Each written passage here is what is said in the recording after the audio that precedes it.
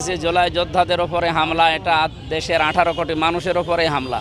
সুতরাং যারা এর সাথে জড়িত, আমরা তো বারবারই আমাদের নেতৃবৃন্দ বলছে তাদের দৃষ্টান্তমূলক শাস্তি দেওয়া লাগবে। 24 ঘন্টা সময় দিয়েছি আমরা, 24 ঘন্টা কিন্তু পার হয়ে যাচ্ছে। এরপরেও যদি তাদের শাস্তির ব্যবস্থা না করা হয়, আমরা ধরে নেব যারা দায়িত্বে আছে জেলার গোপালগঞ্জের, তারা এর সাথে জড়িত আছে। আর আমরা আহ্বান জানিয়েছি এবং দাবি তুলছি, আমাদের এই যে কুষ্টিয়া মিরপুর ভেড়ামারার নমিনি জনাব আব্দুল গফুর সাহেব বলছিলেন গোপালগঞ্জ জেলার নাম পাল্টিয়ে, শুধু নাম না, আমার মনে হয় জেলাকে 4টা আশপাশের জেলার ভেতরে ভাগ করে দিলেই ভালো হয়। বিশেষ করে নড়াইল, ফরিদপুর, এরপরে মাদারীপুর, বরিশাল, এই 4টা জেলার ভেতরে 4টা আসন আছে, 3টা আসন আছে। 3টা আসনকে 3 জেলায় ভাগ করে দিলেই তো এই জেলা শেষ হয়ে যায়। এই জেলা আমার মনে হয় মানচিত্রে না থাকাই ভালো, একটা অভিশপ্ত জেলা।